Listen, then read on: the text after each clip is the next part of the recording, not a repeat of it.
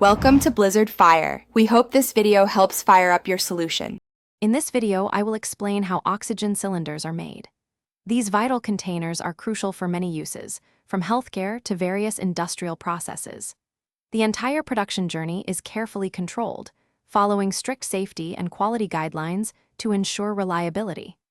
This meticulous process guarantees that each cylinder can safely hold high-pressure gas and maintain the purity of its contents, which is paramount for user safety and effectiveness. We'll explore the key steps involved in creating these essential devices.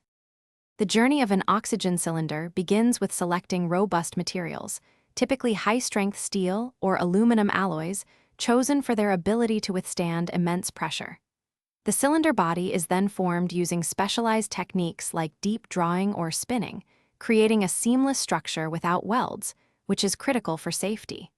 Following this, the cylinders undergo precise heat treatment. This step is vital for enhancing the material's inherent strength and ensuring its long-term durability under extreme conditions, preparing it for its demanding role. After forming, each cylinder faces rigorous testing to confirm its structural integrity. This includes hydrostatic pressure testing, where the cylinder is filled with water and pressurized to a specific level, ensuring it can safely contain high pressures without deformation or leakage. Ultrasonic inspections further scrutinize the cylinder for any hidden flaws. Finally, a specialized valve, such as a CGA 540 or CGA 870 type, is precisely and securely integrated into the cylinder's neck.